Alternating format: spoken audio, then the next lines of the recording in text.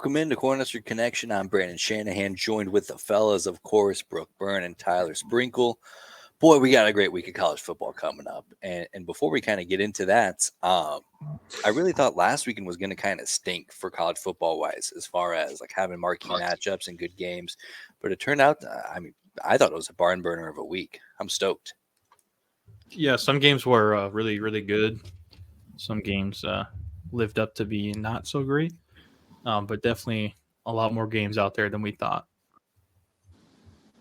Missouri winning on a 61-yard field goal. What a game. Crazy. I've never seen anything like that. I thought, 61 yards. All right, whatever. There's no shot.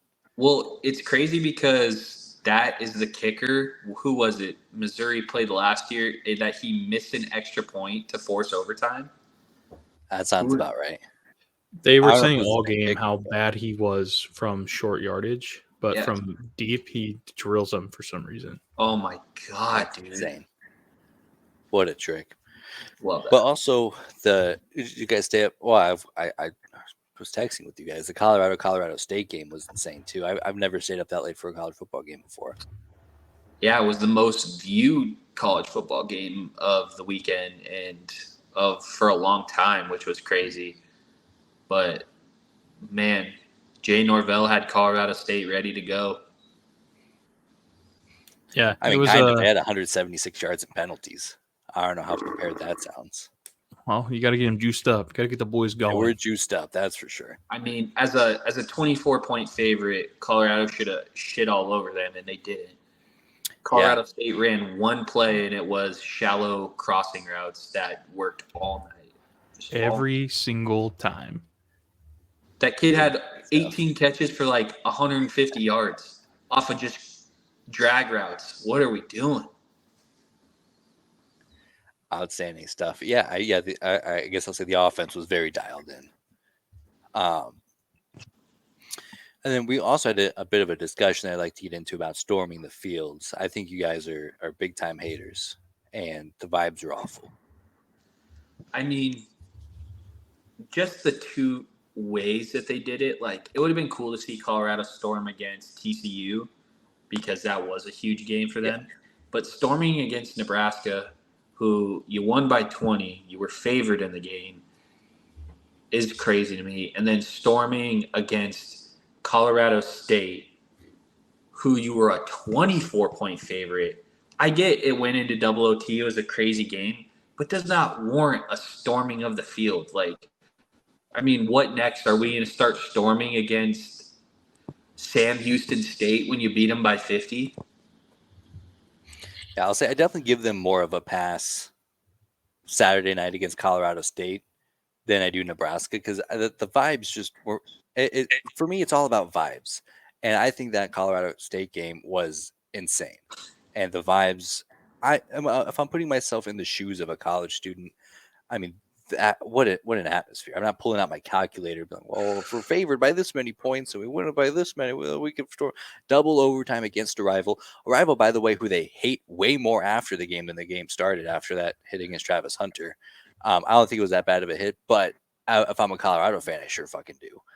And so with all that kind of going into it, at 2 a.m. or 1 a.m. in the mountains after pre-gaming all day, having all this attention to it, and seeing that game unfold, I think that's way more credible than even storming the field against Nebraska the week before. I get what you're saying about it being a really great game and being double overtime against your rival, but you don't need your calculator. When you're a 24-point favorite, you shouldn't storm at all, no matter what happens. Yeah, it would be different if it was like a crazy close win and they weren't a fucking ranked team going in there, almost getting handed their first loss of the year. I don't know. It was a weird thing to do. I don't know. Maybe weird is the wrong verbiage there, but it just didn't look good, I guess. I don't know. But people say, oh, they have never been here before. They won one game last year. Okay. This isn't the same team. It's not like somebody took that 1-11 team and turned them into a 3-0 team. It's a completely different team. And if we're just basing it off of hype, like, oh, that's when we storm the field because of the hype around the game, then people should be storming the field all damn day. It's really weird to me, but I don't think there's a coincidence with the fact that Dion hasn't said yet this week, oh, it's personal with Oregon, because I feel like even his delusional self can probably see the train wreck that's headed for him Saturday. So, Yeah, which is weird to me, because if any coach disrespected him and the Colorado football program in the offseason, it's Dan Lanning in Oregon. oh my God. I mean, Nebraska praying on the field, they want to act like we're, stomping on their logo. Dan Lanning pretty much in the offseason said Colorado isn't shit. It doesn't mean anything to this conference. Like, if there was one game where it was personal, I think it would be this one. Absolutely. And, unfortunately, Shador Sanders probably isn't going to be able to, throw up after the game, flexing his watch, because he's going to get beat by about 30, and I hope I'm wrong for the sake of like having a good game, but I do think Colorado needs to be humbled a little bit, and this week is the week for that. Yeah, and I don't want to sit here and harp on Colorado too much, because I do think that they are obviously a way better team than they were last year. I do think that they are a very solid team. There are a lot of holes in the team that need to be addressed, but that comes with years of rebuilding the program that they kickstarted this year. But I don't know. I'm sick of, and I'm going to sound like a loser here. I know I have a big dump on my pants about this, but I'm so sick of hearing about this damn team that hasn't beat anybody other than a subpar Nebraska team, a team that they should have blown out in Colorado State, and then a team that was ranked to begin the season, which probably shouldn't have been. Wildly overrated. But saying that they are still 3-0, I would kill for Nebraska to be 3-0 right now. Would I rush the field? No, probably not. But here we are. Yeah. I want to say real quick that I love the way Colorado plays. I am a big fan of Travis Hunter and Shador Sanders, and I do love what Dion is doing. But I hate the way they act and the way they talk in the media. It's exhausting, like, keeping up with them. And I get it. It's, a way to fire the team up, and Dion feeds into that really well. But the way Shador Sanders acts, like, before and after the game, like he's done anything yet. Like, how about you win a Heisman or you win a meaningful bowl game or a national title before you start flexing your watch and, acting ignorant? Like, he's playing really well to his credit, but it's annoying to me. I do want to note, since we are all three white fellas, that's why I said I'm a fan of the way he plays. Like, he's putting it sounds bad coming from us, because it could seem as though there's any racial bias here, and I promise you there's not. I'm just, like I said, just tired of hearing about the team that hasn't really done much in terms of defeating top-tier talent is where I'm coming from. And it's only 3 games. Like, they're 1 or 2 bad injuries away from being a 3-9 team, because their defense is not that good. Their offense is very explosive. Like, for the first 3 games, the offense does deserve its flowers, and I'll absolutely hand up, like, say that. But I mean, it's ignorant to just dub him the best player in college football when Caleb Williams is doing what he's doing, and Michael Penix. It's and you don't hear as much about those guys, and those guys are I think better than him. It's antics. I just not a fan of the antics. Yeah, guys that have been doing it for year in and year out to get replaced by Shador. Granted, he's having a great season so far. 1 interception so far this year, which is pretty crazy. Fantastic. In college. But yeah, like I understand what you're saying. Like, these guys have Caleb Williams and Michael Penix. They've been doing it for years, and Shador is just now starting. But there's also the argument like Johnny Manziel won it as a freshman. You know, he didn't do it years before, but he went out and stole the show. So I understand the hype around it. I'm just tired of hearing about it, I guess. Tyler said this week one, Dion said, like, you know, a black coach isn't supposed to be doing this with an 85% African American locker room. It's every locker room is now 85% African American. And there are a lot of African American coaches. Mel Tucker, I mean, had a really good year with Michigan State out of nowhere, you know, and now it doesn't look as good for him. But talk about a fall from grace. Yeah. But I don't like that Dion himself plays a little bit into the race card somewhat. Yeah, so. I see where it's coming from though, because there is a lot of you know, people don't think about how hard that can be coming. And I guess I'm not even qualified to speak on it, but I understand where they're coming from, where Dion and Shadur and the Colorado Buffaloes are coming from with that statement. I just don't see why you say that, I guess. You know, my big gripe is, like Brooke said, I love how they play. They're absolutely electric to watch. And as far as like a football product, they've been every bit the hype, I think. Yes. And even at the antics, you know, I give them a pass. I think that this is exactly who they said that they've been, and I don't have any problem with them being like, yeah, we told you so. We told you we were coming.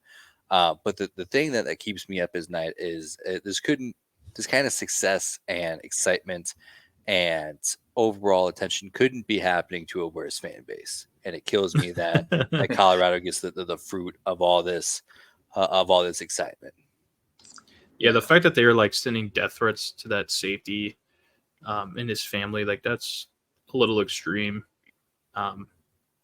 People are acting like he went right at his head, like he hit him right in the chest. Like, yeah, maybe he had 2 or 3 steps in between, which I'm not saying that was a clean play. That should have been flagged all day, every day. But people I saw on Twitter were like, oh, get him out of the NCAA. He's a dirty player. I'm like, I don't know about all that. But send him to Guantanamo Bay. And for me, maybe I think the way the media hypes Colorado up is where my hate stems from. Yeah. Because at Dion's core, I love who he is as a person, because after the Colorado State game, he could have absolutely took shots at Jay Norvell after what he said before the game. But he said, you know, I wish the best for him. You love to see other African-American coaches succeed. And he took the high road, and he took the high road again with the Colorado State safety who had the late hit. He said, this kid doesn't deserve to get death threats. What he did was wrong, you know, taking a late hit, but that was, you know, in a fast-moving football game. He's still a good kid and came out and protected him that way. So I think Dion is a great person. I don't know if it's just the media that makes me, you know, get in my head about some of the antics or what, but truly a great guy at his core. Yeah, and I felt this way like for Alabama all those years that they were just number one all the time. They just never lost. Like, it's not just a Colorado thing. It's just who ESPN and all the sports media people are shoving down my throat. I can't help. I know, but get sick of it. Yeah, it's crazy, and that's what you were just talking about, the Jay Norvell and Deion Sanders thing. That's the reason why I watched the game until the end, because I wanted to see that interaction at midfield, because of what he said about Deion and whatnot. So I was just kind of curious as how that was going to go down. But it did end up being a really good game to watch. Yeah. And yeah, I mean, good for Colorado. But like Brandon said, because we are Nebraska fans, couldn't happen to a worse fan base. Like, I was even thinking, like, if he like gone to Florida, like, I would be way more happy for them and way more excited about it than. Well, then Tyler would sit here and have a bitch fit. Oh my gosh, he'd be. I would be insufferable. But there is also, that fact that we didn't talk about is being Nebraska fans. We've always just hated Colorado. So maybe that plays into a little more than I'm thinking about. But God, do I hate Colorado. Yeah, and the tricky thing for me is that I'm such a Denver sports guy that all the Nuggets folks that I follow, all the Broncos folks that I follow, are also all hopping on this Buffalo's bandwagons, and I'm seeing the insufferability on a very intimate level. Um, so that makes it sting a little bit more, and I think that's why I'm so agitated with Colorado as a whole. But nonetheless, lots of great games this week. Actually, before we get into that, I don't think we've talked about the whole Mel Tucker thing. They like he's gone. Sayonarasville. It. Yeah, what a weirdo. That's all I have to say. I hope the truth comes out because you know what they say: the truth shall set you free. But man, does it feel odd that this happened when could this have been a setup to get I out do of think the a $70 timing's million very buyout? But yeah. I think that the timing's very very interesting, and from a sense of they announced that he was going to be fired, like to media outlets, but didn't actually fire him so they could finish the investigation, fire him for cause. That seems shady to me.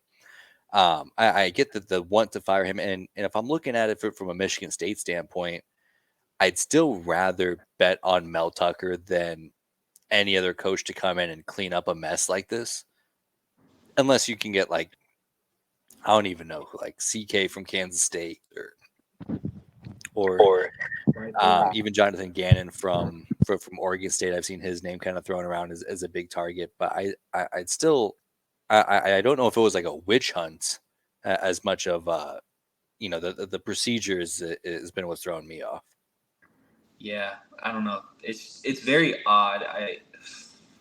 Because you don't want to just say the man's innocent. Because if he really did do something wrong, you hope the lady affected into it gets I don't know. I really whoever it would suck if whoever was wronged didn't or took the bad end of the stick there, but it's just an odd situation. I don't Yeah. know what to think right now. And I think it's also important to mention that in his position, because I've seen this sentiment thrown out a lot, is like, well, that kind of flirtatiousness happens everywhere, happens in every workplace, and he's just trying to flirt, and it didn't work out, so now it looks bad. But I don't think that's the case at all. I think you look at him as like a man of influence and a man of power in this situation. He's a molder of men. We talked about Dion this whole time. His whole thing is, you send me a boy, I'm going to turn him into a man. That's the kind of influence that you have as the face of your football program. So the standard's way higher for him, especially when you hire this girl to speak on this kind of advocacy to your team, then to kind of at best be kind of creepy about it behind the door. That I think that's no room for that in his kind of role. I do want to throw out another situation similar to this. Do you remember Auburn's previous head? Was it Brian Harsin or Harbin or what's his name? Remember when it came out that Auburn was unhappy with him? They threw in his face the fact that he had a relationship with a staff member. If this feels oddly similar to that Michigan State wants Mel Tucker out, so now this lady comes out of nowhere and is like, oh, he's been. I don't know if that's truly the case. I hope not, because they would be dragging his name through the mud for no reason, but this does feel similar to me. I also don't know and I'm also curious how this would have played out had the investigation not gone more public, because it has started months and months ago. So even before the start of this season, it's curious to me how that would have unfolded if it would have had the same results. But as far as like his football acumen, I know last year what was a stinker, but I don't know if it had gotten that bad football wise where you're looking for ways to get out of that contract quite yet. I just think they thought they had a brilliant college football mind where they were going to be winning 9-10 games every year. And so they wanted to lock him up. And I don't know, it kind of feels like they were looking for a way out of a guy that they gave almost $100 million to. Could be.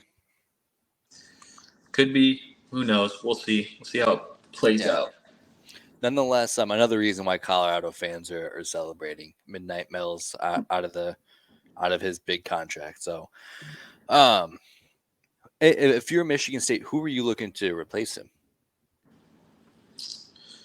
Who knows? Honestly, maybe Dion. Maybe they pull from Colorado again. How fun would that be? That would be so funny to me because that's exactly what they did with Dion or with Mel Tucker in the first place. So just go back to back. Wow. Had one good year at Colorado and they pull him. One good year at Michigan State and then 2 clunkers. It looked like he was headed for. So, yeah, the first name on my radar, especially with the way that the Oregon State football program's looking at, as far as like a future projection goes, not being in the Pac-12 anymore. That would certainly be my first call, is getting Jonathan Gannon over here, because obviously he's very good in the portal. He's resurrected a program with less resources and less kind of notoriety as Michigan State, and has had more success with them than the Midnight Mel has had so far. So that would be the first one on my radar. Chris Kleiman, also another one that I've seen thrown around from Kansas State. Lance Leopold's name's getting kind of thrown out there as far as, coaches looking to make the next step. So those are certainly the guys on my radar here. For sure. Also, real quick, I don't before, have any opinion there. Yeah. I'm not sure. Real quick before we go, I'm gonna piss my pants, so I'm gonna pause. Gumby boy. Fuck you, Gumby. All right. So lots of great stuff this week. So first of all, just looking at the slate, what a murderer's row. I mean, we started off the day with games like Florida State and Clemson, and then throughout the day we also get real big names: UCLA, Utah, Colorado, Oregon. Even in the late slates, seeing Texas and Baylor, Iowa and Penn State, Ohio State, Notre Dame. Which games are you guys looking forward to the most? Obviously, Notre Dame, Ohio State for me. It's a big one. For me, I hate to say it because it's coming from a place of hate. Clemson, Florida State. I want to see Florida State lose so bad. This might be your last chance to see them lose because with their. I know, and that's why it's so big. That's why this game is so huge. I'm going to be in your ass if they win this game. And also, obviously we watched them on week 1 put up a stinker, ish, right? They lost. I don't think they put up a stinker. I think it was just, Well, they lost. They ran into a buzzsaw. So I think, and now that they're unranked, I think this is going to be a really good game. Like, a lot of people won't look at it because it's not a ranked matchup. Like, there are quite a few this week. But this one, I think, is going to be a banger of a game. Is it? Go Tigers. Let's go. Hey, Brooke. Go Tigers. Yeah, Thanks, I think. I mean, this is. But for the ACC, this is it. I mean, I love that Notre Dame or Notre Dame Ohio State game, but both of those teams could lose this game and still achieve everything that they want to achieve. Yeah, because this is going to be like Clemson, a quality loss. Clemson can't lose and still do all that they want to do. Not a chance. I mean, even going to the ACC championship, that's almost off the table. So this is going to sound so stupid because I don't know how the ACC works. What do you know? But I feel like, not a lot. I feel like they would have to beat Florida State twice this year to be able to do anything college football playoff wise. It feels that way. Correct? They would have to win this one and beat them again in the ACC championship. Okay, so that's what I couldn't remember if there were like different sides to the ACC or whatnot, but it's just all one conference, right? Okay, that's what I thought. I just wasn't sure. Yeah, and I think, Clemson isn't as out of the woods in as Florida State is. They still got North Carolina. The rest of the ACC is pretty bad, but yeah, I mean, if you're Clemson, there's no. It's hard to salvage a successful season if you can't pick up a win Saturday at home. Yeah, for sure. But I need you to quit holding out on me. I need to see the picks from last week. Oh man, I need to see it because how I do know you? Brooke had a great week. I think I went 6-4 or Okay. 5-5. There were 11 games. Oh well, then 6-5 or 5-6. That's yeah. I mean, that's impressive. You got it pretty well on there. 6-5 for Sprinkle, 9-2 for Bookie Brooke. Yeah, I mean, would have just had one college loss if we could find more college games to put on there. But what a start for Bookie Brooke. Silly me for backing the Broncos. I mean, what an idiot. What a dummy. Yeah. I can't believe it. It's almost like I was influenced by And I was sitting here thinking, I know the NFL. What the hell do I know? Actually, the Chiefs one, you swayed me to the Jags. I was just saying, I mean, the Chiefs won by 8, but I mean, the Jags were in that game till the end. Yes. It kind of was felt a tough like loss for us. Yeah. Tennessee getting blown out. I mean, we all had Tennessee. We all thought that was going to go that way, but I still don't think Florida makes a bowl game. Neither do I. Well, I don't know because Tennessee, they stole one that we all thought they would lose, so they might get to 6-6 now. For me, they went from 4 wins to 5 wins. Oh, okay. Arkansas doesn't look like it as favorable of a game as I had given the Hogs, so they might make it to a bowl you game. got to remember their star running back was out that game. That's true.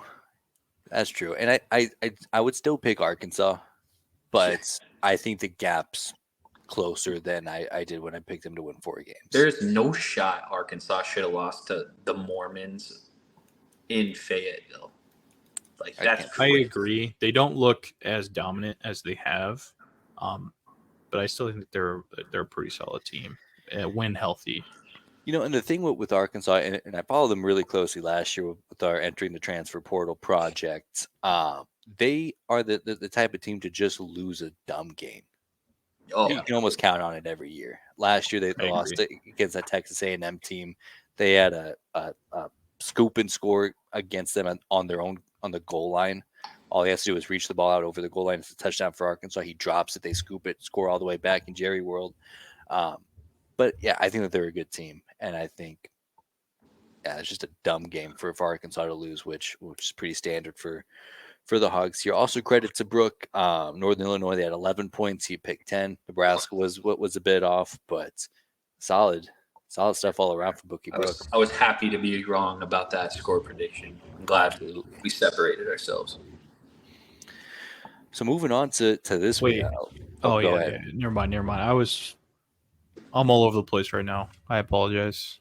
Absolutely. Figure it out. But look at that, a clean slate. Exciting stuff going on here. Man.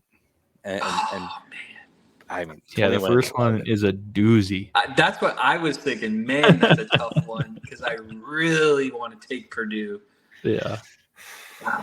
I think Wisconsin is in a little bit of a panic mode where they're kind of like, we need to win this one. We need to get right. We need to kind of look. We need to get things right here. So I think they do. I'll take Wisconsin here on the road, but and if Purdue does win, then I mean, there's no reason why Nebraska can't compete in the Big Ten West. Yeah, I am on the same boat. I'm gonna go ahead and take my picks before Brooke again, just so I can't get blamed for taking his picks. So I'm going with Wisconsin. Oh. All right, I'm kind of talking myself into Purdue now just because Wisconsin's 2 wins are Buffalo, in which they didn't look great, and Georgia Southern, they didn't look great. Their 1 loss is obviously to Wazoo, who's now ranked. But I think something weird is going to happen here. Friday night at Purdue, give me the Boilermakers. Let's go. We got one on them, Brandon.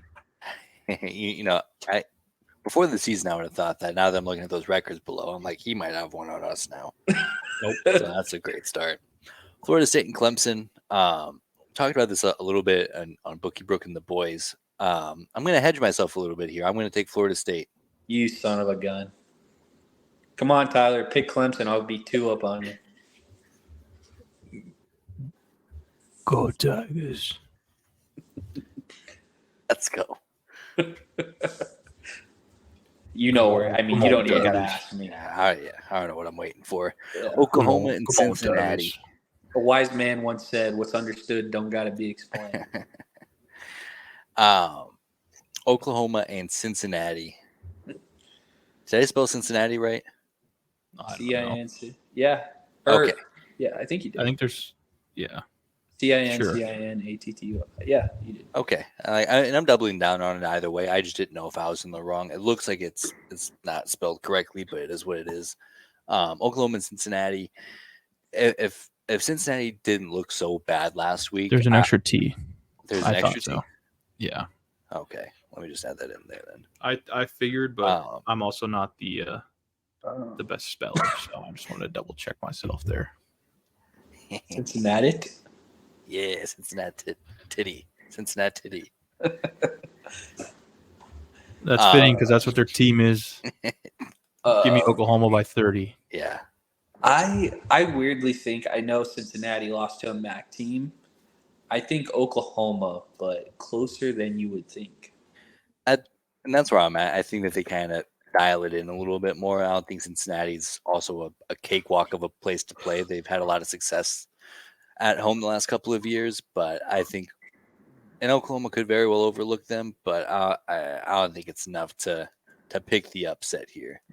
Yeah. Another 20-point spread here, Colorado and Oregon. I know I was wrong the last time Colorado was 20-point dogs, but I think I'm right this time. I haven't had a good beat on Colorado all year, but I think I know a little bit about where they're at skill-wise, and I don't think it's close to Oregon.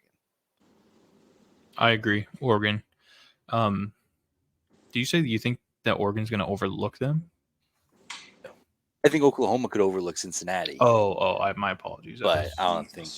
I was watching baseball. I don't Brandon think Nimmo hitting home runs. I got to watch it.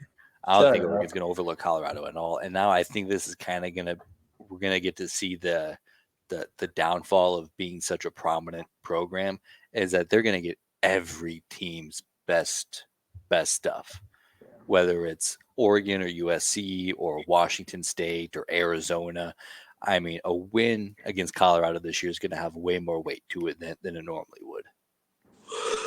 Oregon by 1,000,000. By 1,000,000. Let's go. I'm starting to feel a lot more confident now that Brooke and I are on the same page. That makes me feel a little bit better. UCLA and Utah. I think this one's so dependent on Cam Rising. I think it seems like things are trending for him to play. And I think that they may have even taken away the non-conference slate for him just to make sure that he's right come Pac-12 time. So I think he's back, and I think Utah wins pretty handedly if that's the case. I just need to know if Cam Rising is going to play, because if he doesn't play, it's UCLA for me. If he does play, it's Utah. I'm kind of in the same boat. But I think people are kind of overlooking how talented UCLA is. Yes, they're kind of young, especially at the quarterback position. But I'm going to go with UCLA in the upset on the road.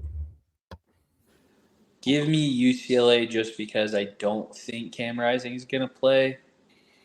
But if he does, can I have a contingency on my pick? No. All right, well, UCLA. Ole Miss and Alabama. Before this season, I would have taken Alabama without thinking much about it. But seeing them lose to Texas, struggle against USF, Ole Miss hasn't looked great either, but I think they're a much more sound team. I think Ole Miss is the better football team, but I'm going to bet against the thought of Nick Saban losing 2 home games in the same season. So give me Alabama. I'm in that same mindset. I don't think that they lose 2 home games, but they don't look good. They don't. I mean, their defense looks fine. I'm going to go with Ole Miss. Another upset. Let's go.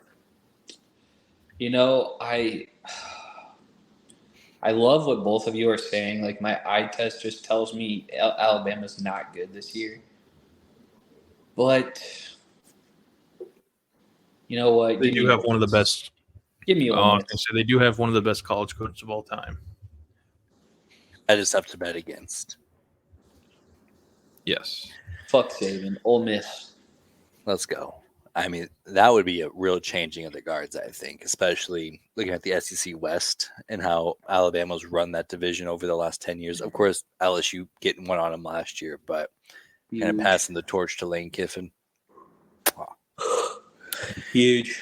Texas and Baylor. I think this is a real upset watch for Texas. I don't think they got out of the gates great against Wyoming last week.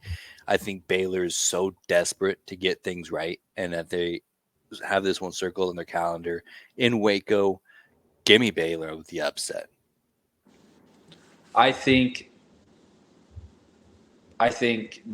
Texas's upset watch is next week against Kansas. Give me hook 'em for this week only. And give me Texas by 17. I think they go out there and dominate. Baylor does not look like a good team. That's what they want you to think. This is all part of the plan. So the disappointment week was last week. Unfortunately, it's not this week. From what Brooke was saying earlier, give me Texas in a big win. Yeah. I think that they may have Kansas on their calendar a little bit. I don't think they're going to overlook Kansas by any means. So I think, if anything, they could be looking ahead to Kansas and say, we can't lose these fucking Jayhawks. We shall see. We shall see. I mean, either way, if they lose either of those games, I'm juiced. Yeah. Iowa and Penn State. This was my $500 bet, if I remember correctly. That was so long ago, I can't even. So you're taking Iowa, right? No. Especially straight up. I mean, I think Penn State, better quarterback, better coach, better weapons, better team. They're in Happy Valley, prime time, whiteout. Iowa may have a better defense. I'd argue against it, but you could sell me on it. But I don't think it's that much better than all the other things that I just listed that Penn State's better than. Let's go Penn State. Yep. Give me Penn State by 10 points. I don't know. I'm going to do something crazy here. This pick's from my boy Brett Sprinkle. Give me Iowa to lose by literally 40 because fuck Iowa.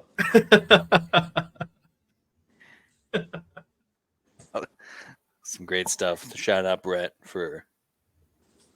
Has he always been an Iowa fan? Yeah. Why? I mean, he went to Iowa for a couple of years. He lived in Iowa his whole life, except for like 2 years. All of his closest friends are Iowa fans. All right. Disappointing. I'm not mad. I'm just disappointed. It is a great town, though. Like college town, it's a great. Ames is way better. Okay. I mean, as far as, actually college town, if you're trying to find like we want to be like Chicago City, then yeah, Iowa City is as good as it gets. But what's wrong with Chicago? Chicago's awesome. But if I want to go to Chicago, I'll go to Chicago. Gotcha. That makes sense. Freaking Iowa City. It seems like Iowa was built for all the Illinois students and all the Chicago high school students who couldn't get into any of the Illinois schools, couldn't get into Northwestern or Illinois. So they built Chicago Lights in Eastern Iowa, and they settle for it. Jesus. Also, Iowa corn stinks. They make more corn, but it's also for I was going to say that they don't make corn for shit. Yeah, I mean they all their corn goes to livestock, and I don't think that I've ever heard a cow talk about how much they love the corn that they get. So if you're talking about people corn, it's not a debate. That is fair. That's a fair point. Kansas State, a sneaky farm school. The more I learn about them, the more that I learn about their agricultural ties. They play Central Florida. Not a great draw for Central Florida as far as getting your first Big 12 game in. Going to Manhattan. Quarterback questions for both teams, but I think Kansas State, especially after losing last week, they get dialed in and realize, hey, if I think internally, I don't think this, but I think internally they think this is as good of a team as we've had, and if we're gonna ever make a playoff push, it's this year. So I think that they're really dialed in, and I think no matter who the quarterback is, they take care of business here.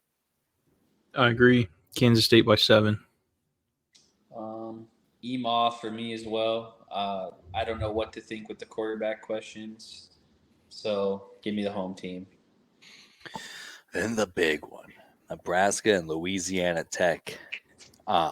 We've seen this head coach before, haven't we? Unfortunately. Yeah. Home game. Don't know who QB1's going to be. It sounds like they'll split reps pretty evenly, I'd imagine. Talked about this game a lot in the first episode this week as far as Nebraska looking good last week and Louisiana Tech's a lesser team than the Northern Illinois. So give me Nebraska. This one seems pretty easy. Yep, go Skurs. Sorry, Brooke. Did you want to? Skurs by a million. All right, let's go. 38-3. 38-3. I think that's a great pick. We'll just go with that. I was thinking 35-10. Yeah. We'll go 38-7. We'll cut it in the middle. Get one touchdown. So I think that we're pretty dialed in here. I think that there's enough parity where it makes it interesting as far as different picks. But I mean, we're really starting to get into the thick of college football season. I'm juiced. Yes, sir. Yeah, very exciting week. Very excited to watch some very quality ball be played. And I have a lot of winners on the board here. Well, your first two are wrong, so I don't know what you're talking about. 0 for 2. I mean, you might be 0-1. Oh, I hope he's not 0-1 going into Saturday. I start shitting on all of his picks. Well, it looks awfully similar to my sheet, so maybe not too bad there. But, well, perfect, fellas. Anything else you'd like to add before we wrap up? That's it. Perfect. Go Big Red. Go Big Red. Go Big Red.